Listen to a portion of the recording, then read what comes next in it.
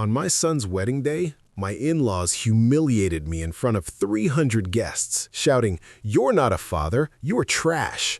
The bride laughed, mocking my modest appearance. They didn't know that I was secretly paying for this entire wedding, so I canceled it immediately. Then someone in the crowd pointed at me and shouted, "He's a billionaire!" Betrayal quickly turned into revenge, but this is only the beginning of justice that will turn everything upside down. Before we continue, please subscribe to this channel and write in the comments what time it is where you are now. The converted schoolhouse smelled like lilies and money. The venue had that historic charm, exposed brick, polished hardwood, the kind of place that charged extra for atmosphere. I stood near the display table where someone had arranged photos of Julian through the years, baby pictures, high school graduation, and that one of us fishing when he was 12, both grinning at the camera like idiots. Mr. Sterling, Alana, the event coordinator, appeared at my elbow with a tablet. "Just need your signature on the final walkthrough checklist." I signed. She smiled and disappeared back toward her office. "Arthur!" Preston's voice boomed across the venue before I could pick up my coffee. "There you are. We were just telling the florist about the budget constraints. You know how it is with limited resources." My hands tightened around the cup. Coffee sloshed but didn't spill. I forced a smile and turned. Preston Montgomery filled the doorway like he owned it. Tailored suit, gold watch catching the light, that practiced expression of concern that never reached his eyes. Margot tittered beside him. "Preston, be nice. I'm sure Arthur is doing his best. That suit is very vintage. It's from last year. The discount store had a good sale last year, didn't they?" Victoria appeared beside her mother, phone in one hand, designer purse in the other. She smirked. The purse probably cost more than my car. She kept adjusting it on the table like it might get contaminated by proximity to my coffee cup. I set down my coffee carefully. "The venue looks great." "Well, thank goodness for people who understand quality." Preston checked his watch. At least I assumed it was a Rolex. It was so shiny it could have been from a cereal box, and sighed dramatically. So much to coordinate, so little help from certain quarters. Julian trailed in behind them, eyes on his phone. My son, 35 years old, couldn't look at me. "Your son's lucky Victoria's family could step up." Preston clapped Julian on the shoulder. "Make this wedding actually memorable." Julian laughed, not a real laugh, that nervous sound he made when he was uncomfortable but too weak to speak up. "Yeah, I mean, without you guys."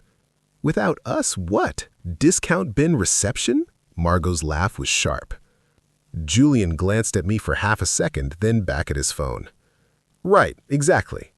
I picked up the father-son photo from the display, the one where I was teaching him to ride a bike. He must have been 6. I'd spent 3 hours running beside him that day, hands ready to catch him, promising I'd always be there. "Dad, did you remember to get your suit pressed?"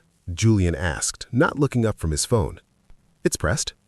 "Because Victoria's photographer is really particular about not having poor people ruin the aesthetic." Victoria's laugh tinkled. "Well, when you put it that way, I was joking." "Were you, though?" She exchanged a look with her mother. My phone buzzed. I set down the photo carefully, thumb rubbing once over young Julian's face. The message lit up my screen. "Alina, Emerald Celebrations. Mr. Sterling, confirming final payment $127,000. Vendors need deposit release authorization." Across the room, Julian was laughing at something Preston said. Something about fathers who can't even afford decent wedding gifts. I looked at my son, really looked at him. The way he avoided my eyes, the way he leaned toward Preston like a plant bending toward the sun, the way he'd chosen them. 30 years ago, I'd held him up on that bike, made him promises, built a business so he'd never struggle, sent him to college, paid off his student loans, bought his first car, and here he stood laughing at jokes about his poor father. My finger hovered over the screen. "Arthur, be a dear and move those chairs." Margot gestured vaguely. "The photographer needs the space clear." I typed back, "Stand by, may have changes."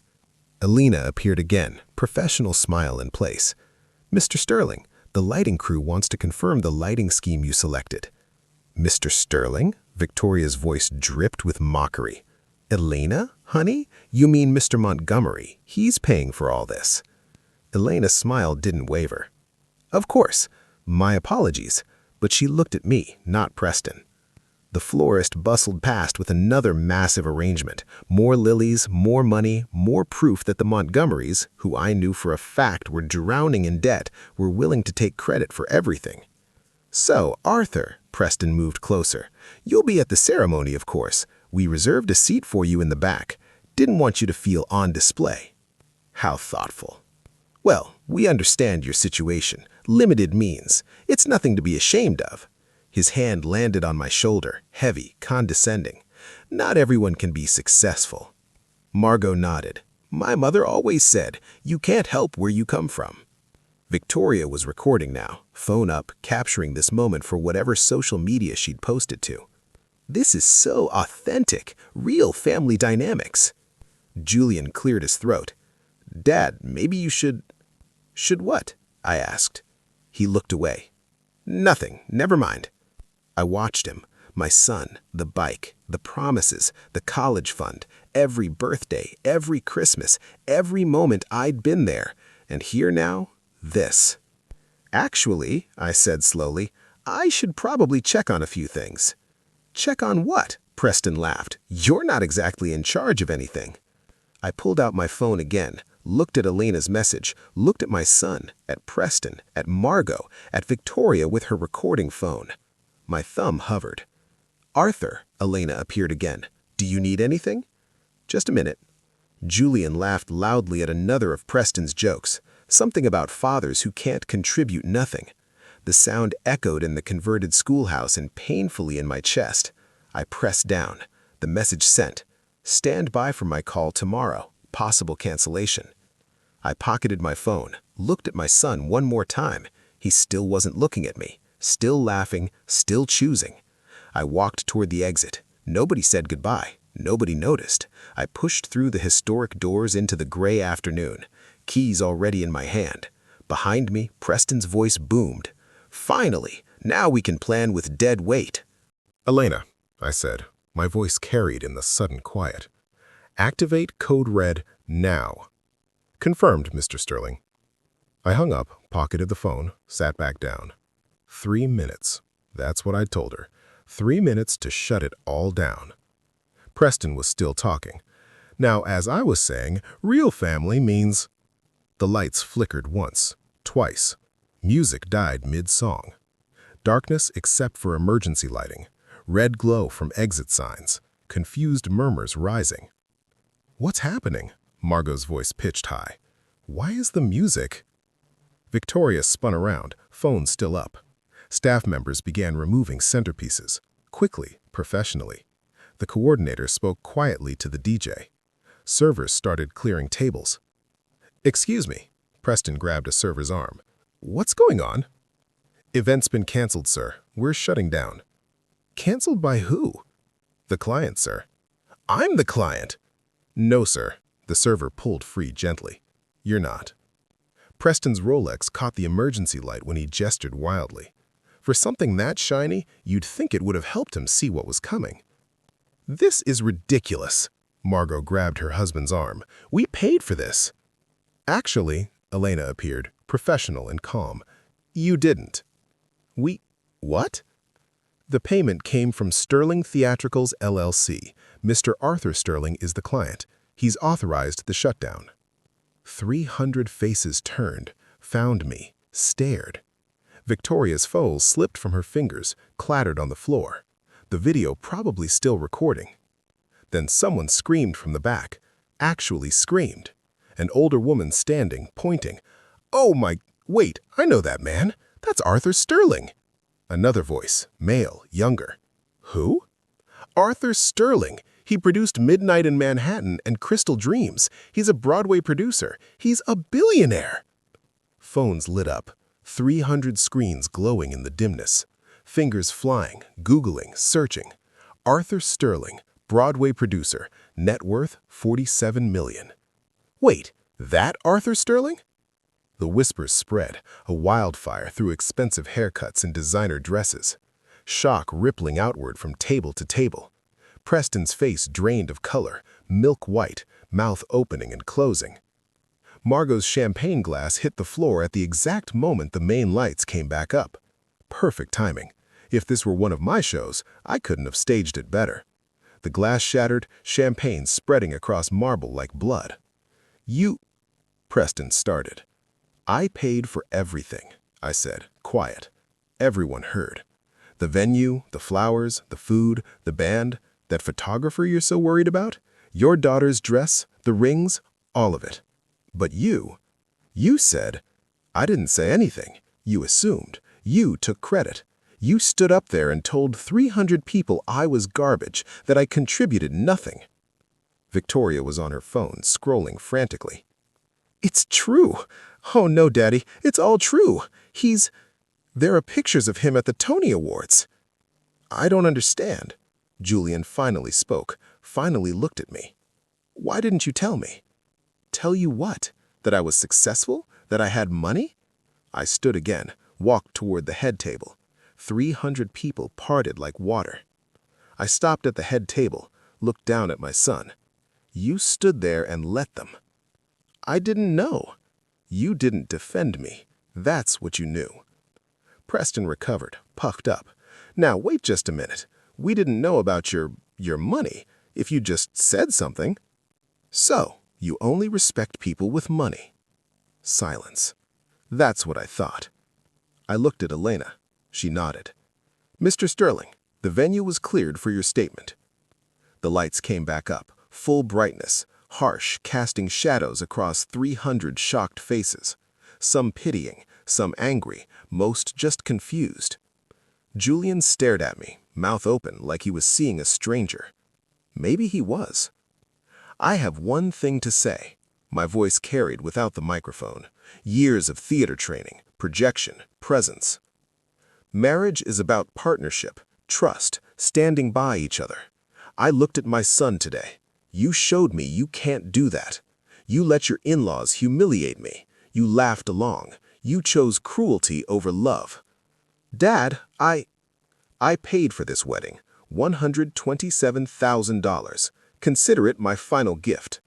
I pulled an envelope from my jacket, set it on the table. "Inside is documentation proving everything, the payments, the contracts, all in my name." Preston lunged for it. I was faster, old but not dead. "This is for Julian, so he knows the truth." I pushed it toward my son. "What you do with that truth is your choice. But this marriage, this party, this ends now." I turned, walked toward the exit. 300 people silent, watching. "Mr. Sterling," Elena's voice, "your statement was perfect." I didn't turn around, kept walking through the converted schoolhouse, through those historic doors, into the evening air. Behind me, chaos erupted, voices rising, arguments starting, the Montgomerys probably scrambling. Julian probably still staring at that envelope. My phone buzzed. Text message. Sophia, my daughter. "I saw the video. Someone posted it already. Are you okay?" I texted back. "I'm fine. Coming home." Another buzz. Unknown number. "This is Claudia Winters. We worked together on Crystal Dreams. I was at the wedding. What you did took courage. Call me." I pocketed the phone, unlocked my car, a modest sedan. Nothing fancy. I'd never needed fancy. The wedding venue glowed behind me, lights blazing, people streaming out, confusion and shock, and probably a lot of questions. I started the engine. 30 years ago, I'd held my son up on a bike, made promises, and I'd kept them. Every single one. But some promises are one-sided. Some love isn't returned. I pulled out of the parking lot, drove toward home, toward my daughter who actually gave a damn, toward whatever came next. The wedding was over. The marriage might not last the week. And somewhere in that converted schoolhouse, my son was opening an envelope and learning the truth. Whatever he chose to do with it would tell me everything I needed to know. 300 phones came out simultaneously. The emergency lighting made everyone look like they were at a seance trying to contact my ghost, except I was right there, very much alive and very much done with their nonsense. Blue glow bathed faces as fingers flew across screens. The whispers started small, then grew. "Holy, look at this!" A woman's voice cut through the murmurs. "Broadway producer, Midnight in Manhattan grossed $340 million. Net worth, $47 million. $47 million? The whispers became a roar, phone screens multiplying like fireflies in the dim red exit lighting. Preston's hand, raised mid-gesture, slowly dropped to his side. His mouth opened, closed, opened again. No sound came out. That's not possible," I finished. "Check the public records. I'm on the Lincoln Center donor wall." Margot grabbed her husband's forearm. Her knuckles went white. The champagne glass in her other hand tilted, liquid sloshing dangerously close to the rim. "We didn't know." Margot's voice came out strangled. "You knew exactly what you were saying. You called me garbage." I looked at the 300 people watching, every single one. "It was a joke." Preston's face flushed purple. "You know how wedding speeches are. Jokes are funny." The wedding cake, a 5-tier monstrosity that probably costs more than most people's cars, chose that moment to topple over. The catering staff were rapidly disassembling display tables. The top tier hit the floor with a splat, white frosting spreading across marble. Symbolic. "Really, Dad? Please." Julian pushed through the crowd. His face was white, completely drained. "I didn't know about any of this. You never told me." "I never told you I was wealthy." "True." I folded the contract. "But you knew they were insulting me. You heard every word. I was trying not to make a scene." "You made your choice." I turned toward Elena. She stood near the door, professional as always. "Clear the venue." "Dad, wait. You laughed." "Julian, when Preston called me garbage, you looked at your plate and stayed silent. That's all I needed to know." His hand reached for my arm. I stepped back, physical distance matching the emotional gulf. Julian took one step toward me, stopped, took a step back toward the Montgomerys, froze in the middle, couldn't commit either direction. Security guards appeared. Elena had positioned them beforehand, part of the Code Red protocol. They began forming the corridor toward the exits.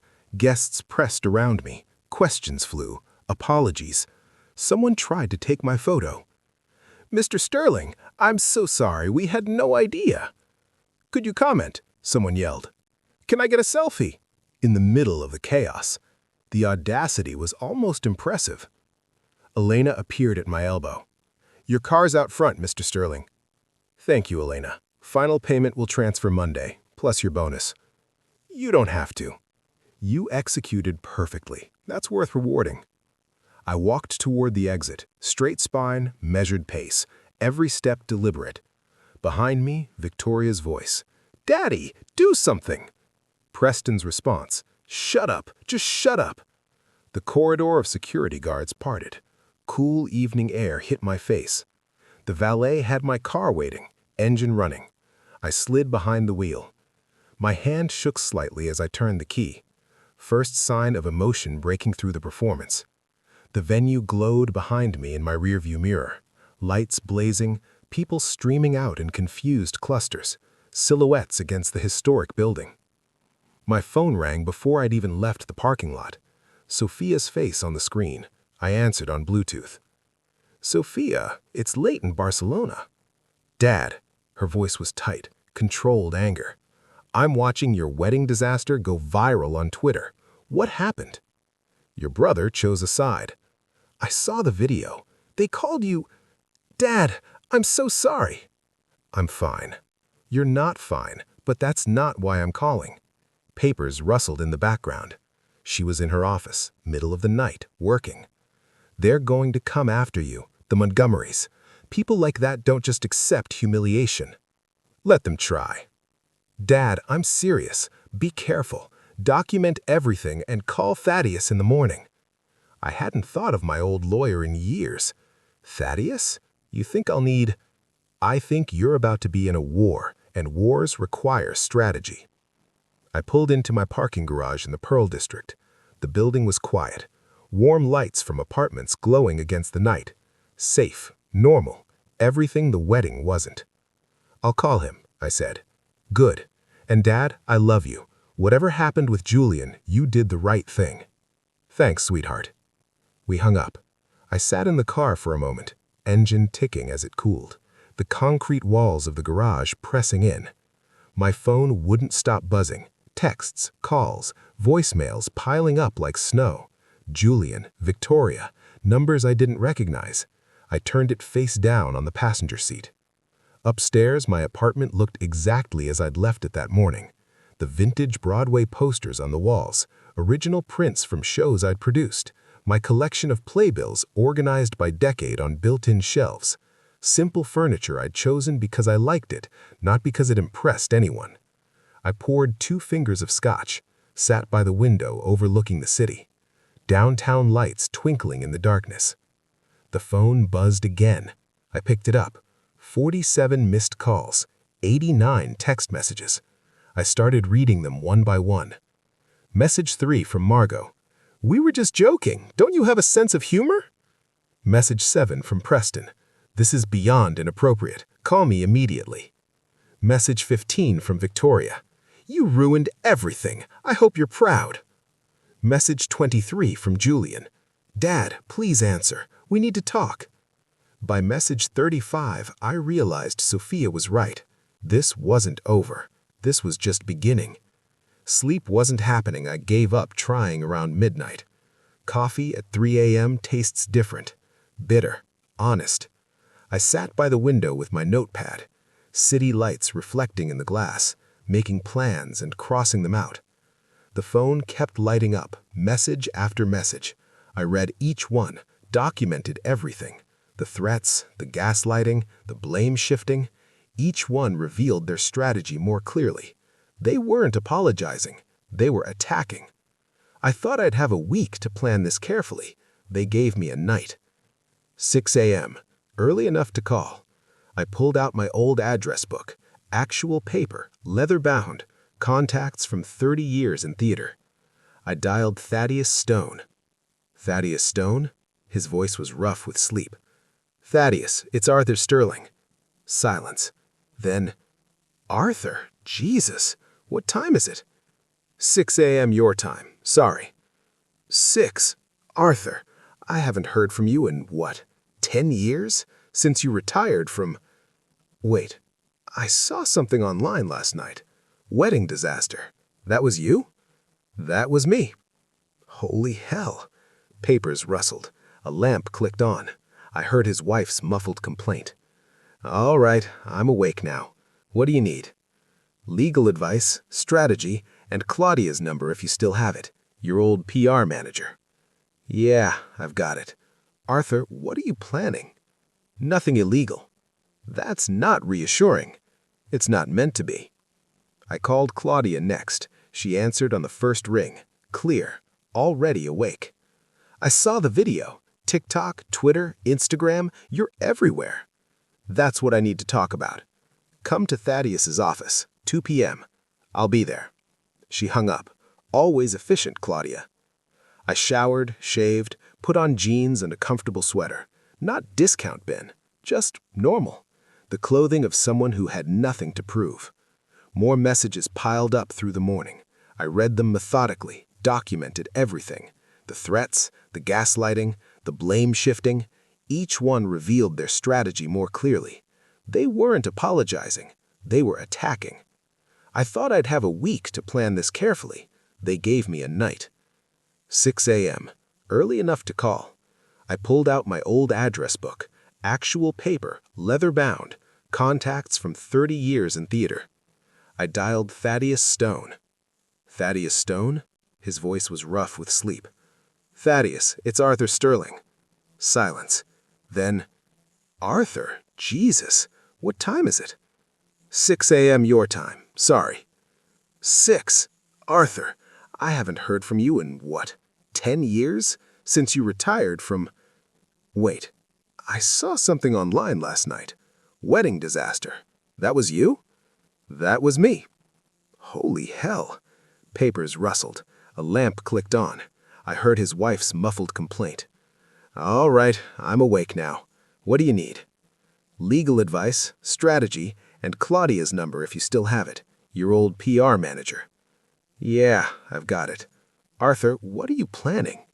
Nothing illegal. That's not reassuring.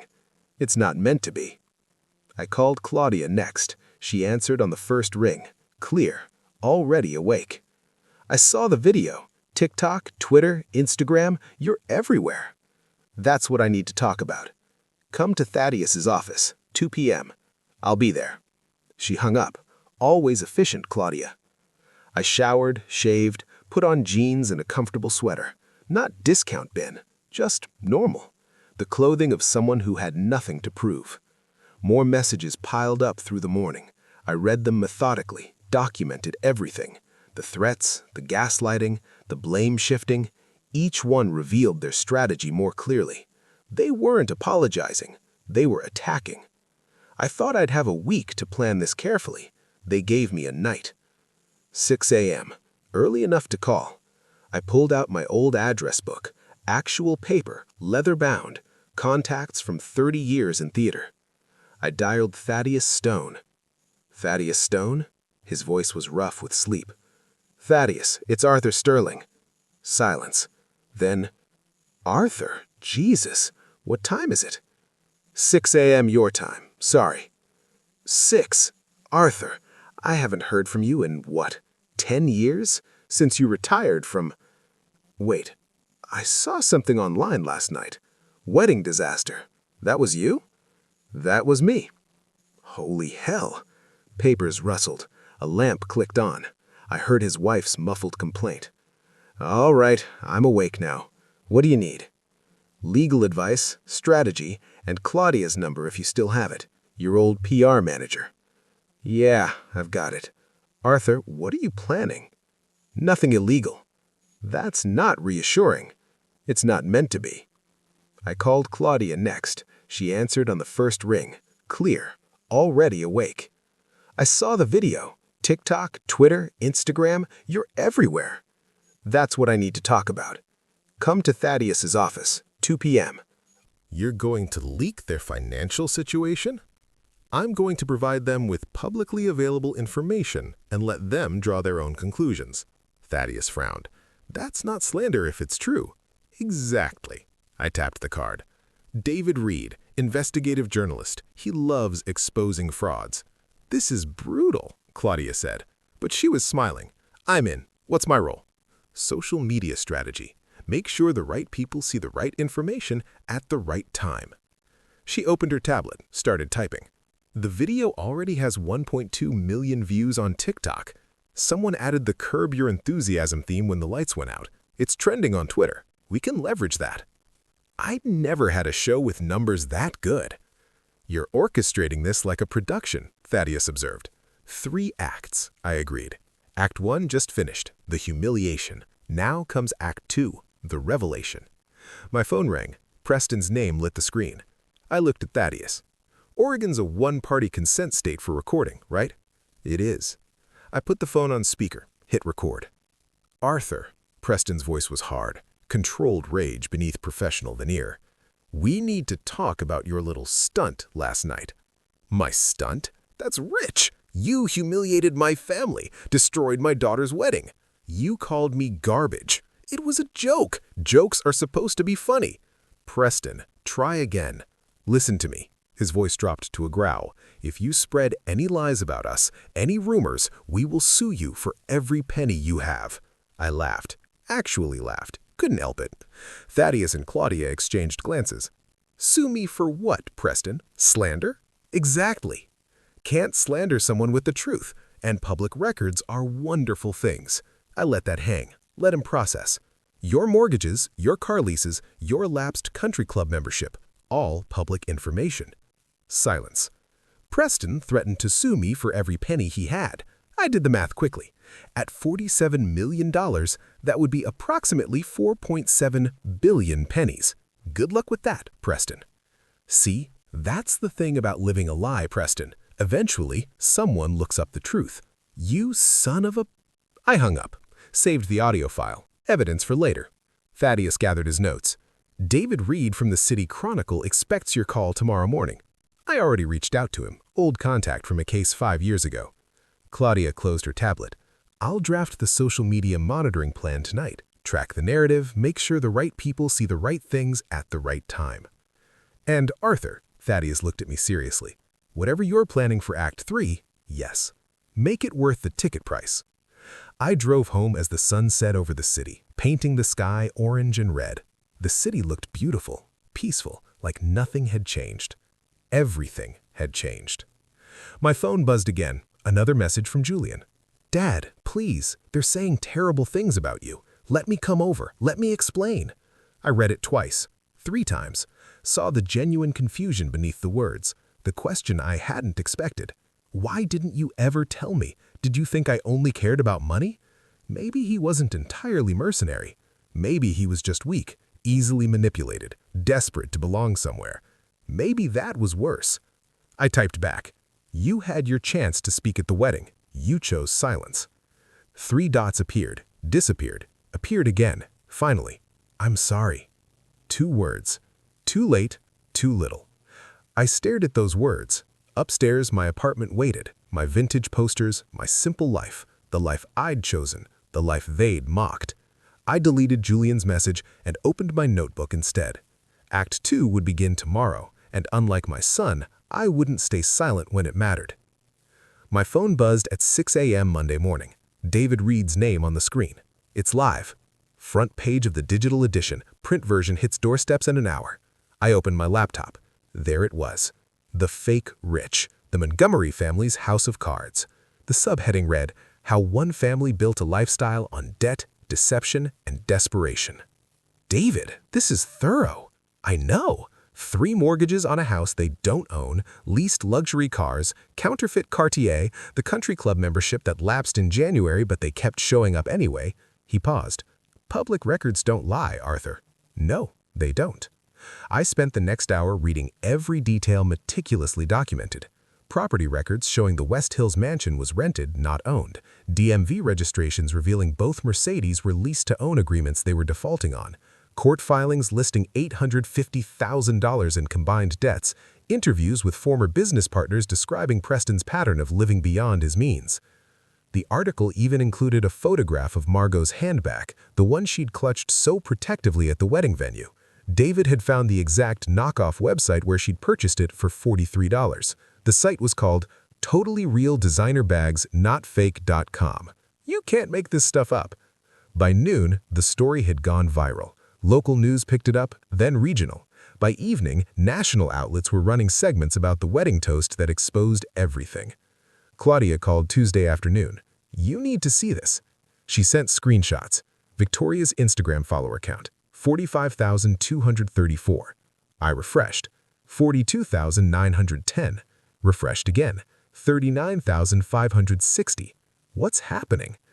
The digital forensics guy you hired, he found proof that 68% of her followers are bots purchased from a farm in Bangladesh. He's posting receipts on Twitter. Receipts, transaction records, IP addresses, the whole 9 yards. She laughed. She built her entire career on a lie, just like her parents. I refreshed the page myself. 33,127 followers, down from 45,000 yesterday. She built her entire career on a lie, just like her parents. Victoria posted an Instagram story about fake people and karma. Within an hour, someone replied with receipts showing her followers were literally fake people.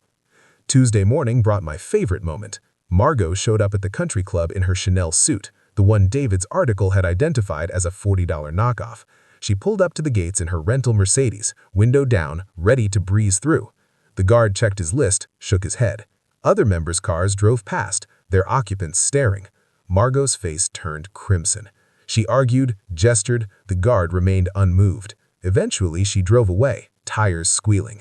My contact had captured video. We didn't leak it, didn't need to. Someone else did.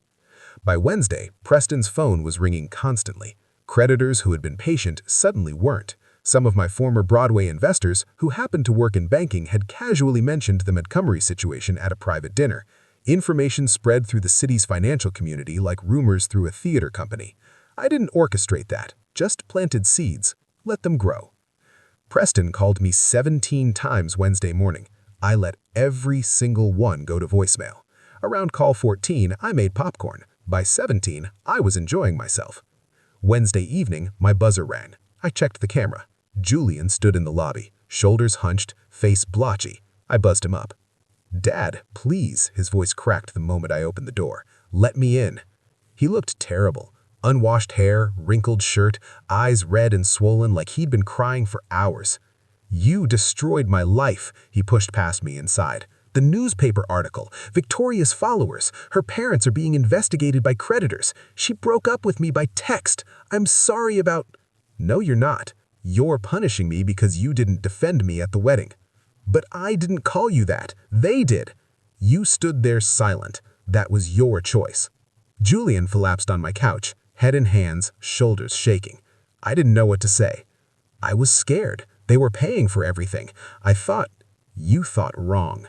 My phone pinged. Text from unknown number. Then I realized Victoria must have been messaging Julian before blocking him. He'd forwarded them to me. "Your father did this. He ruined my brand. He's hurting because you laughed when—" "I don't care what he's hurting about. Fix this or we're done." "Victoria, please." "Done. Don't contact me again. You're poor now anyway." I showed Julian the screen. He read it, face crumpling. "She never loved me," he whispered. "No, she didn't." My hand reached towards his shoulder, hovered there. I wanted to comfort him, wanted to pull my son close like I had when he was small and scraped his knee. But I remembered that toast. "You're garbage." Julian, looking at his plate, silent. I pulled my hand back. "You should go," I said quietly.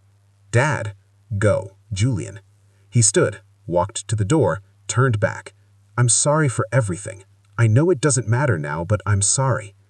The door closed behind me. I found the old photo on my bookshelf. Julian at 6, grinning on that bike. My thumb rubbed across the glass. Then I carefully set it face down and walked back to my laptop. Later that night, Claudia forwarded me another text exchange. She had a source close to the Montgomerys, a housekeeper who was fed up with not being paid. Preston to Margot. "This is your fault. You insisted on that toast." Margot to Preston. "My fault? You're the one who called him garbage." Preston. "Because you said he wasn't contributing." Margot. "We're finished." Preston. "Socially, financially, everything." Preston. "Not yet. I found a lawyer. We're fighting back." I stared at that last line. Fighting back. Of course they were. People like the Montgomerys never just accepted consequences. Thursday morning, my phone rang. Thaddeus. "We have a problem." I set down my coffee. "What kind of problem?" "The Montgomerys hired Gerald Wickham." Should that name mean something to me? Shark lawyer. Takes impossible cases, finds angles nobody else sees. He called me an hour ago. Very polite, very professional. Said he's found something interesting in your past. My stomach dropped. What past? A failed production, 2010, Echoes of Tomorrow. Investors lost money. That show was sabotaged by a competitor. I paid everyone back. Can you prove the sabotage? I went silent. Arthur, can you prove it? I'll find a way. They're filing papers tomorrow. Fraud allegations. The press is already asking for comment. Thaddeus's voice was tight. This could destroy everything you've built. Your reputation, your credibility, the narrative shifting. I looked out my window at the morning skyline. Somewhere out there, the Montgomerys were celebrating. They'd found a weapon and I hadn't seen it coming. They're calling it fraud. Thaddeus dropped legal papers on his desk Thursday afternoon, claiming you misrepresented the production's financial viability, took investors' money knowing it would fail, then disappeared with the funds. That's not what happened. I know that, but can you prove it? He pointed at the complaint.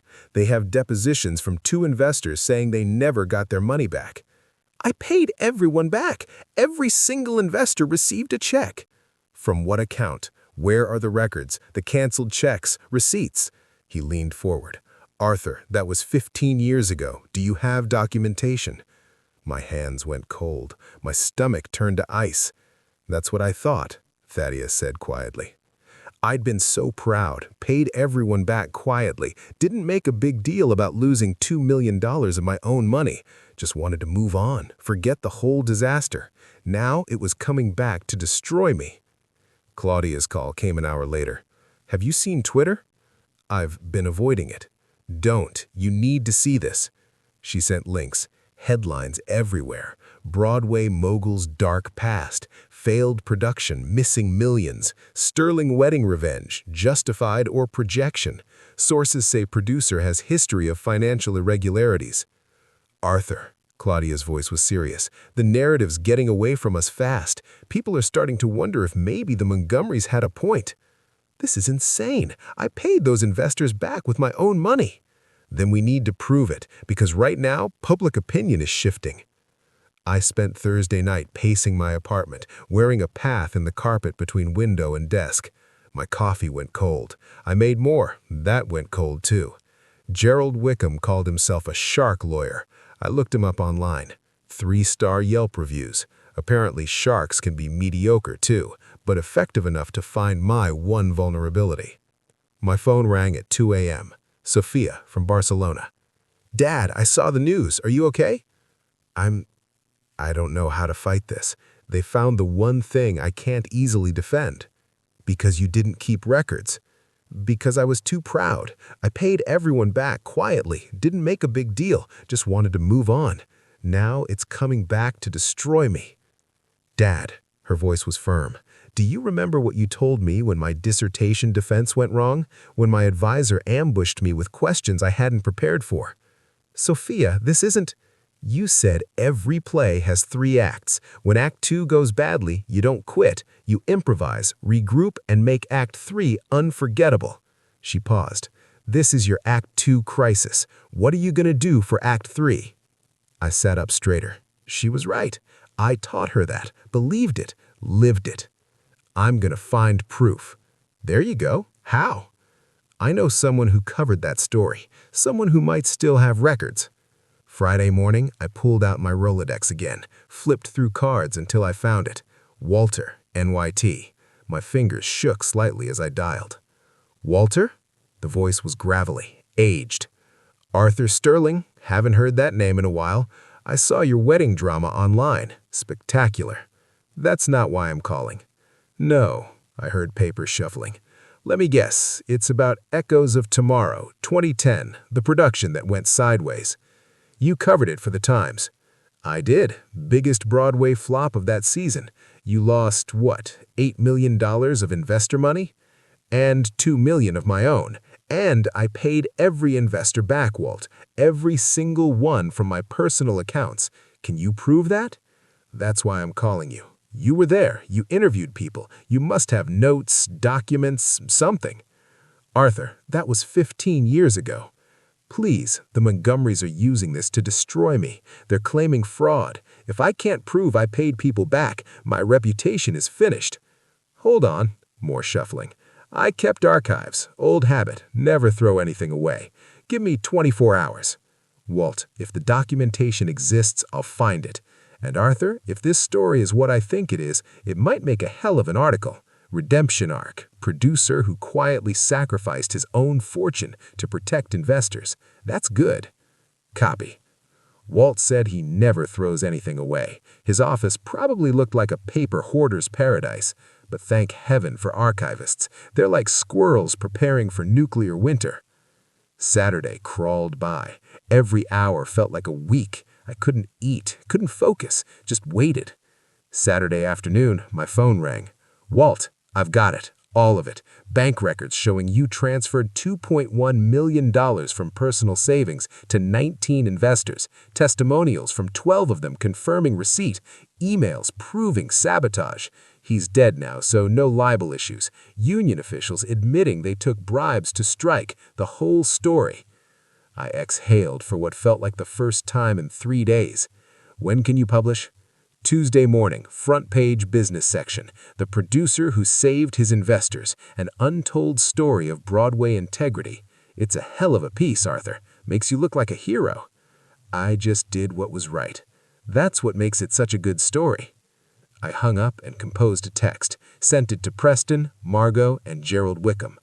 I believe we've both made our points. Perhaps it's time for a conversation. Adults negotiating in good faith. Le Pigeon Restaurant, Monday, 7 p.m.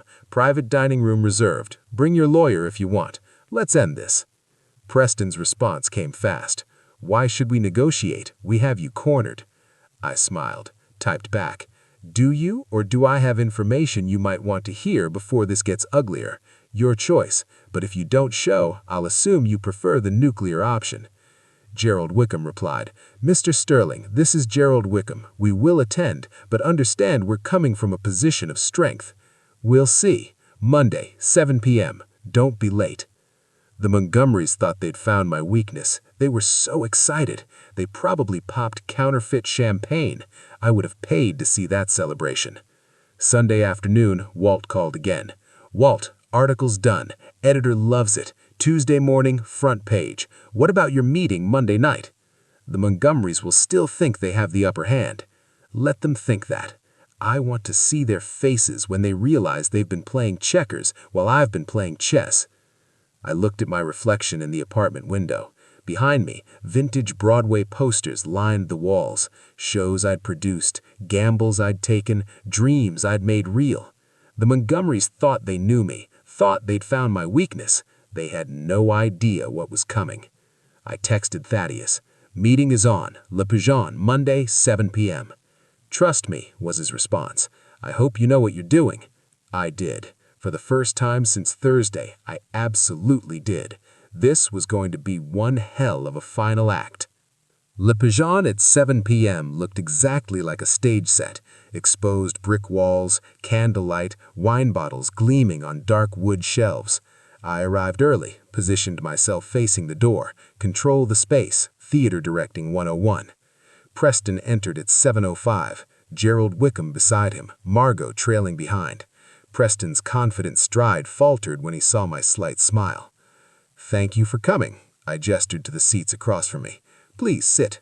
I've taken the liberty of ordering wine. Preston remained standing. We're not here for wine, Sterling. Let's get to business. Of course, I smiled. I wanted to discuss ending our conflict. It's gone too far, hurt too many people. Margot sat cautiously. You're willing to drop this? The articles, the social media attacks? I'm willing to consider it if you're willing to make a genuine public apology for what you said at the wedding, acknowledge you were wrong. Gerald leaned forward. Mr. Sterling, my clients have already suffered significant reputational damage. They called me garbage in front of 300 people. They mocked me, humiliated me while I was literally paying for their daughter's wedding. An apology seems reasonable. Preston's jaw clenched. Fine, we apologize. Is that what you want to hear? Publicly. Written statement posted to your social media, sent to the City Chronicle. This is extortion, Gerald began. No, I interrupted. This is accountability. You wanted the public stage? You got it. Now use it to tell the truth. All right, Preston's voice was strained. We'll do the apology now. Can we end this? Almost. I pulled another folder from my briefcase. Just one more small detail. What detail? Margot's voice rose. I bought your debts. Silence? Complete, absolute silence. Gerald Wickham charged $800 an hour. I watched him check his watch 3 times in 10 minutes. That's $40 worth of watch checking. Money well spent, Gerald. You what? Preston's face went white. Your mortgages, credit cards, car loans, business debts, all of it. $850,000 worth. I purchased the debt portfolio through a financial acquisition company last week. I slid the documentation across. I now own your obligations, which makes me your creditor. Gerald snatched the papers, scanning rapidly. His face fell. This is legal. Completely legal. I leaned back. Distressed debt purchases happen every day. Your creditors were eager to unload bad accounts. I got everything for about 30 cents on the dollar. Excellent investment.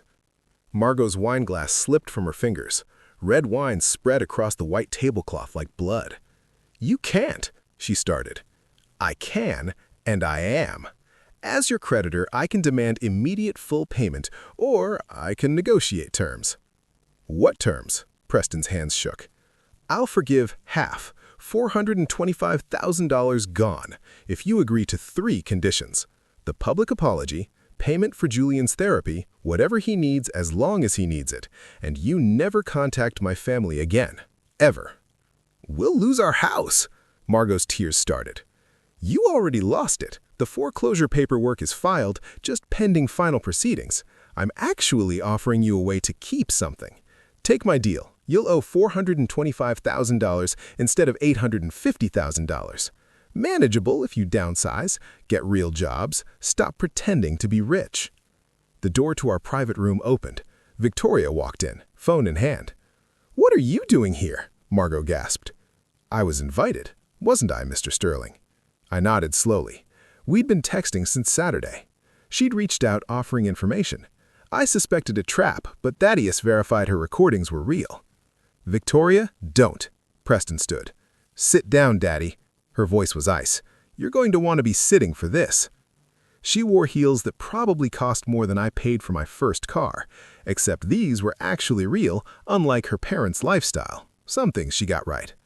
She placed her phone on the table, opened a recording app, dozens of files listed. "I've been recording you two for months, ever since you started planning Julian's wedding as your big financial rescue." She looked at me. "Mr. Sterling, you should hear file 17 from March." She pressed play. Preston's voice filled the room. "We need a backup plan. Margot? If Sterling doesn't conveniently die soon, we need another angle. I'm thinking we convince Julian to sue for incompetence, declare the old man mentally unfit. He's what, 68? We can argue age-related decline, get conservatorship, control the money ourselves." Margot's voice. "Can we do that?" "I already talked to a lawyer. It's possible. Harder if the parent is competent, but with the right doctor's testimony, the right pressure on Julian." The recording ended. I sat frozen. My hands went cold. My vision narrowed. They'd wanted me dead or locked up, declared incompetent, institutionalized, stripped of everything I'd built. "There are more," Victoria said quietly. "Hours of them planning how to manipulate Julian, how to drain your accounts, how to make you look incompetent." She looked at her parents with disgust. "You are going to destroy an innocent man, and you are going to use your own son-in-law to do it." "That recording is inadmissible," Gerald started.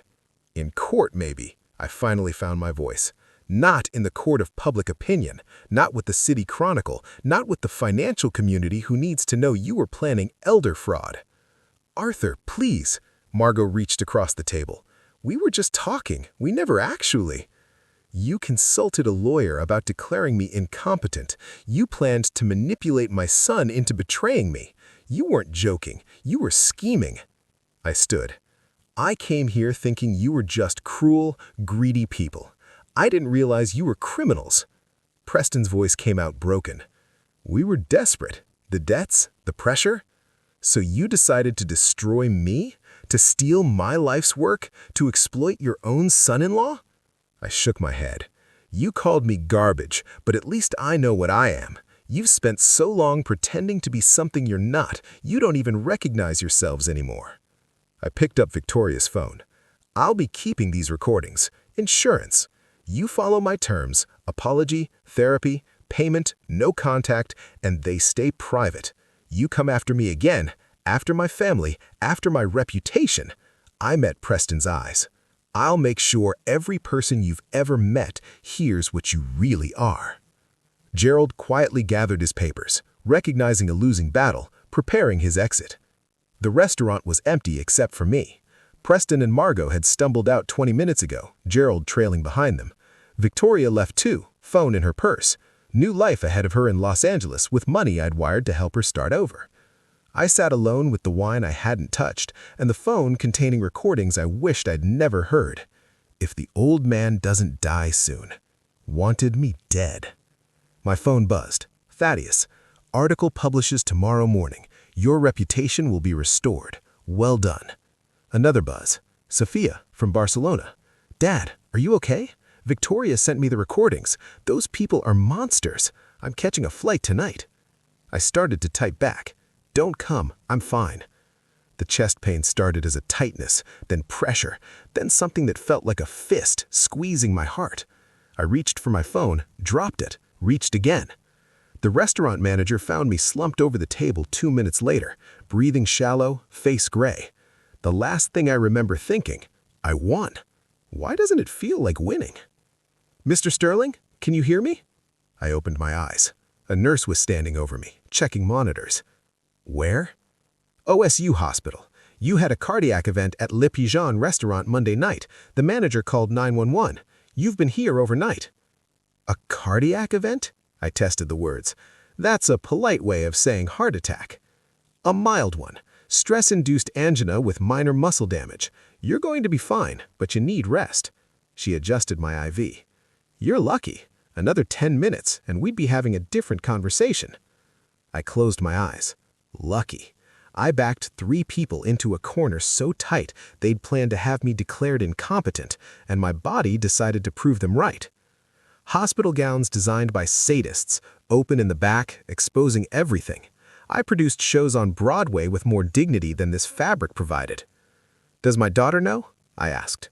Sophia. She's on a plane from Barcelona. Should be here this afternoon. The heart monitor beeped every time my heart beat. It's like having a metronome for your mortality. Very philosophical at 3 a.m. She burst through the door at 2 p.m., suitcase abandoned in the hallway, mascara smudged from crying. Dad, don't ever do that to me again.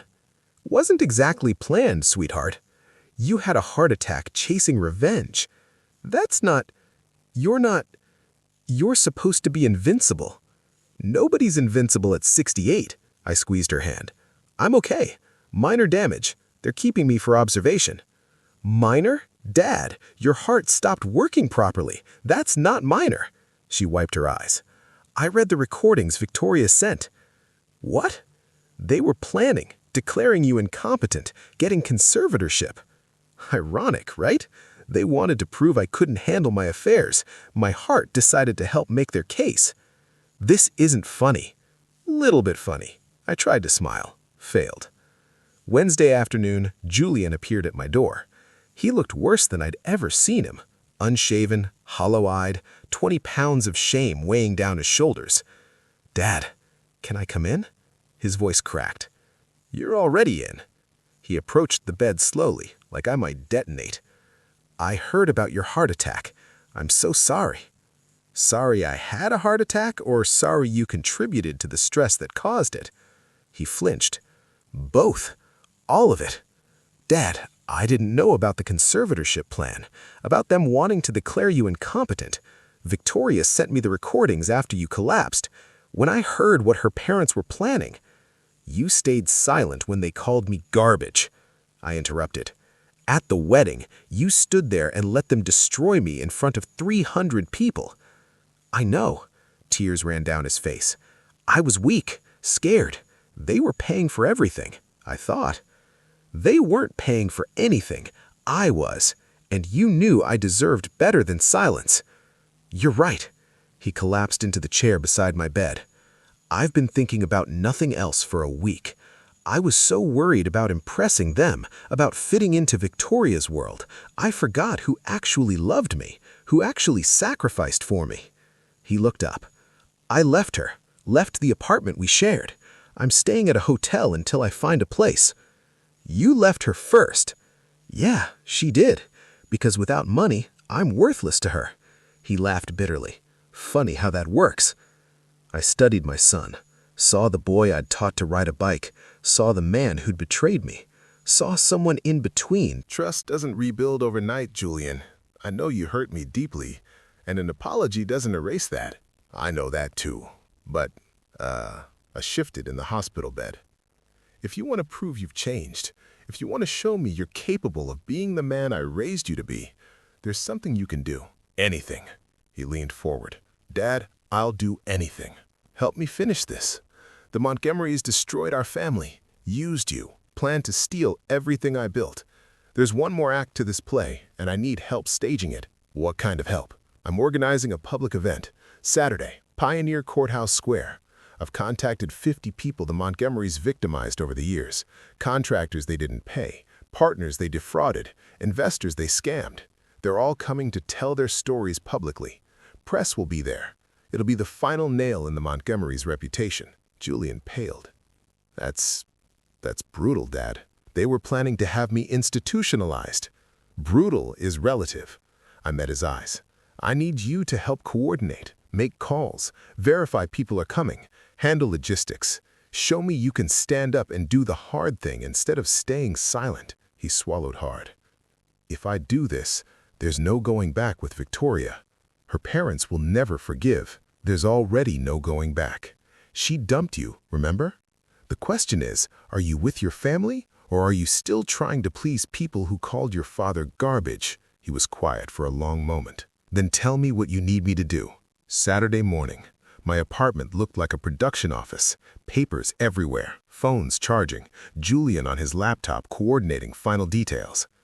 53 confirmed attendees, plus media, the City Chronicle, 2 TV stations and some independent journalists. Good. I swallowed my afternoon heart medication. Doctor's orders. Dad, are you sure about this? Your heart will be fine. You don't know that. I know I need to finish what I started. I pulled on my jacket, the same one I'd worn to the wedding, the one Victoria mocked as discount bin. Seemed appropriate. My phone buzzed. Claudia, Montgomery's just arrived at the square. They look terrified. Another buzz. Sophia, I'm already there. Front row ready to watch you work, Dad. I looked at Julian. Last chance? You can stay here. Nobody will blame you. I'm coming. He stood. You asked me to prove I changed, so I'm proving it. We walked to my car together, my son and I. For the first time in months, maybe years, we weren't on opposite sides. Pioneer Courthouse Square waited. 53 victims, 300 witnesses, press cameras, the Montgomerys standing in the center of it all, about to face everything they'd done. I'd staged 1,000 shows, but this was going to be my masterpiece. My chest tightened as I drove. I pressed a hand to it, breathed through the pain. Dad! Julian's voice was sharp with worry. I'm fine, just nervous. It's been a long time since opening night jitters, but we both knew it wasn't jitters. It was my heart warning me. I drove anyway. Some shows are worth the risk. Pioneer Courthouse Square was packed. 53 people holding signs. Montgomery victims united. Justice for the con. We remember. I stood on the improvised stage, just a platform with a microphone and speakers I'd rented for the day. August sun beat down. Perfect weather for dark drama. Media crews set up cameras. Preston and Margot arrived at 2 p.m. exactly. They'd expected a private negotiation in some office. Instead, they found this. Preston's confident stride faltered when he saw the crowd, the signs, the cameras. His face drained of color. What is this? His voice carried in the open air. Arthur, you said private negotiation. I tapped the microphone. Feedback squealed. The crowd quieted. I said we'd talk. I didn't say it would be private. I looked at the cameras. This is a community forum. These people deserve to be heard. You spent years silencing them, threatening them, leaving them with nothing. Today, they get their voices back. You can't do this, Margot started. Actually, I can. I rented this space, obtained all necessary permits. This is completely legal. I smiled without warmth. Unlike many things you've done. Margot's hand clutched her purse like a lifeline, knuckles white. She looked for escape routes. The crowd formed a loose circle, not threatening, just present. I'm Arthur Sterling. Some of you know me from Broadway. Some of you know me from a viral wedding video. But most of you, I gestured to the people holding signs, know me because we share something in common. We were all hurt by Preston and Margot Montgomery. An older man approached the microphone. His hands shook, but his voice was steady. My name is Walter Briggs. In 2018, I contracted with Montgomery Development to renovate my house, paid $15,000 up front. They did 3 days of work, then disappeared, left my house half demolished. I'm 79 years old. I couldn't afford to fix it. I've been living with my daughter ever since. Applause rippled through the crowd. Walter stepped down. A woman in her 40s took the microphone next. Patricia Kim. Montgomery Development promised to invest in my small business. I signed contracts, took out loans based on their commitment. They backed out last minute, kept my deposit. My business failed. I declared bankruptcy. More applause. Preston tried to speak. We had legitimate reasons. Then explain them. I gestured to the microphone. Go ahead. Tell Patricia why breaking your promise was legitimate. He closed his mouth, had no answer. Person after person shared their stories. 30 minutes of testimonials. Contractors unpaid, investors defrauded, partners betrayed, small business owners ruined. Preston attempted to push through the crowd. Hands gently but firmly guided him back to center. Cameras swiveled, recording everything. Margot sank onto a bench, head in her hands, shoulders shaking. After the last testimony, I took the microphone back. Preston, Margot, at my son's wedding you called me garbage in front of 300 people. You said I contributed nothing but jeans. You mocked my clothes, my life, my choices. I paused. But you taught me being garbage has nothing to do with money. It's not about what you wear or what you drive. It's about who you are when you think nobody's watching. It's about the contractors you don't pay, the investors you defraud, the partners you betray, the small business owners you ruin while you rent Mercedes and buy fake Rolexes. I looked at the crowd, then back at them. You had chances to be decent every day. Every person you hurt was a choice. You chose greed over integrity. You chose lies over honesty. You chose to hurt people rather than live within your means. Preston's voice came out strangled. We were desperate. We're all desperate sometimes. That doesn't make it okay to destroy others. I held up a folder. I've purchased every debt these people hold because of you. Every contractor you didn't pay, every investor you defrauded, every partner you betrayed. I bought their debts and I'm forgiving them.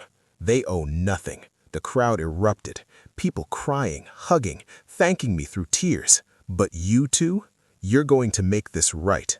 Public written apology, 500 hours of community service each, and you're going to pay for my son's therapy however long he needs it, whatever it costs. Those are my terms. And if we don't? Preston's last attempt at defiance. Then every person here files a lawsuit. Criminal charges where applicable. Your fraud lawsuit against me? I'll countersue using Victoria's recordings as evidence of attempted elder abuse. You'll spend the rest of your lives in legal battles you can't afford. I let that sink in. Or you can accept accountability, do the work, and maybe rebuild some scrap of dignity. Preston stared at me, at the cameras, at the 50 faces watching him. His knees buckled. He collapsed onto the pavement, hands clasped. I'm sorry. His voice cracked. I'm so sorry to all of you. I thought if I could just make it back, get the money back, prove I was somebody. Tears streamed down his face. We're sorry. We're so sorry. Margot knelt beside him, her own face wet with tears.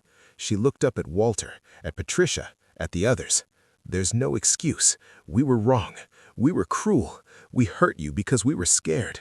And that's not good enough. The square was silent, except for their crying. Julian stepped forward from where he'd been standing beside the stage. He approached his almost in-laws. You used me, he said quietly.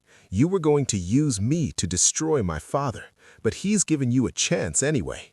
That's the difference between him and you. He turned to me, walked up onto the small platform. Dad, I'm sorry too, for staying silent, for choosing them over you, for being weak when you needed me to be strong. I looked at my son, saw the boy I'd raised, saw the man who'd betrayed me, saw someone trying to find his way back. He hugged me, just threw his arms around me like he used to when he was small. I stood rigid, every muscle tight. The cameras were on us, everyone watching. Then slowly, my arms came up, wrapped around my son. He was crying into my shoulder. I'm sorry, Dad. I'm so sorry. I know you are. Victoria stood apart from her parents, holding her phone at a perfect influencer angle, even while they collapsed. Some people have priorities. Hers just happened to be engagement metrics. The crowd began to disperse. Media packed up their equipment. The 53 victims hugged each other, hugged me, thanked me through tears. Preston and Margot remained on the pavement, accepting their fate. I released Julian, held him at arm's length. This doesn't fix everything. I know trust takes time to rebuild. I know that too, but I'm willing to do the work. however long it takes. I nodded. We'll see. Sophia appeared beside me, squeezed my hand. Good show, Dad. Thanks, sweetheart. My chest hurt. The heart medication was... Morning light streamed through my apartment windows. Coffee steamed in my favorite mug. The city spread out below, autumn colors painting the trees. I sorted my daily pills, heart medication, blood pressure, vitamins, physical evidence of what revenge cost. My phone buzzed. Julian. Dinner, Thursday, my treat this time. I hovered over accept, still hesitating after 3 months. Pressed it anyway. Thursday dinner at a small Italian place. Julian arrived early, reserved a quiet corner table. Dad. He stood when I entered, formal, careful. Julian. We ordered, made small talk about work, weather, his therapy sessions. Every topic felt like walking on ice. "I've found a permanent apartment," he said. 2 blocks from you, actually. 1 bedroom, small but nice. That's good. Yeah, it's different after the place Victoria and I had, but it's mine. I'm paying for it myself. That's important. Silence, chewing, glasses clinking at other tables. Dad, can I ask you something? Sure. Do you think you'll ever really forgive me, or is this just going through the motions? I set down my fork, looked at my son. He deserved honesty. I don't know yet. Some days I look at you and I see the boy I taught to ride a bike.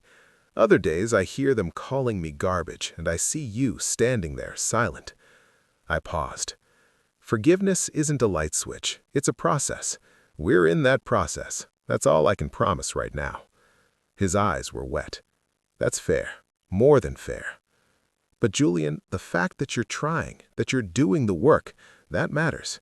It doesn't fix everything, but it matters.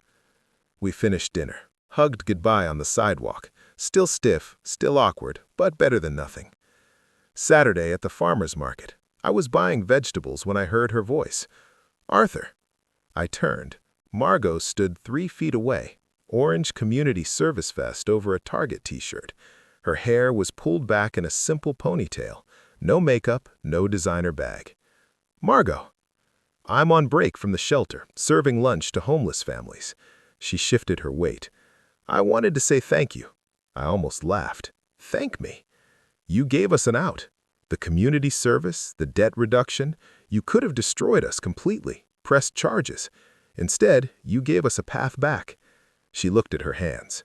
I hate every minute of that community service. It's humiliating, but it's making me remember things about who I used to be, before the money, before the status. Her eyes met mine. You saved us from ourselves. I don't expect you to forgive us, but I wanted you to know we're trying. I nodded slowly. Keep trying. Maybe someday it'll mean something.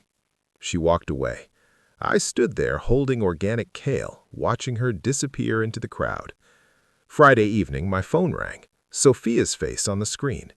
Hey, sweetheart, isn't it like 2 a.m. in Barcelona? I couldn't sleep. Wanted to hear your voice. She smiled. How was dinner with Julian? Awkward, but we're getting there slowly. That's good. He's trying, Dad. Really trying. I know. I see it.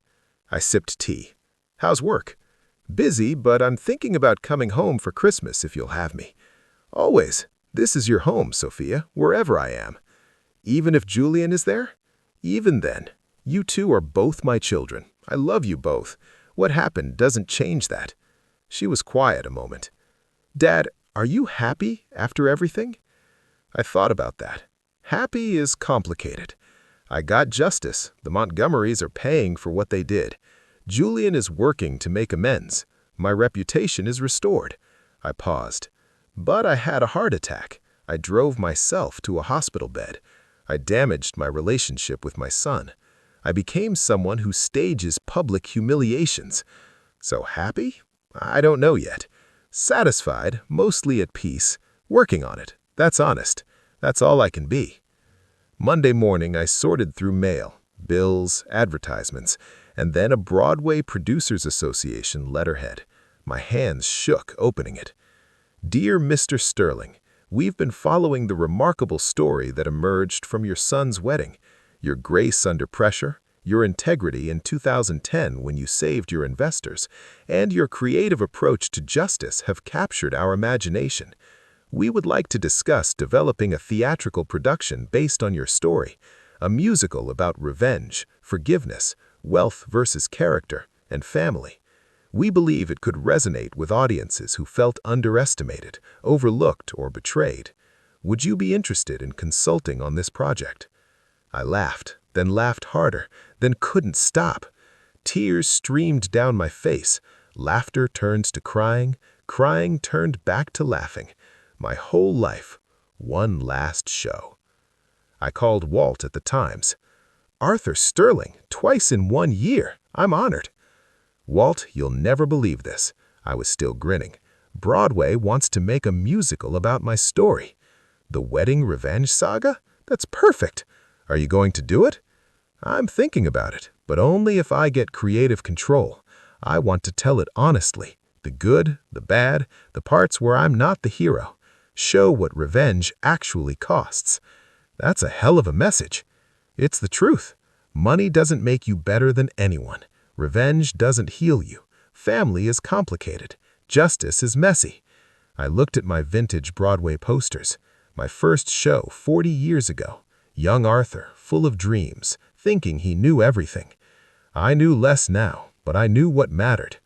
My son was damaged, but healing. My daughter was strong and close. My health was compromised, but manageable. My reputation was restored, but complicated. Justice was served, but at a cost. I'd become someone who orchestrated public humiliations, who bought people's debts, who staged theatrical revenge.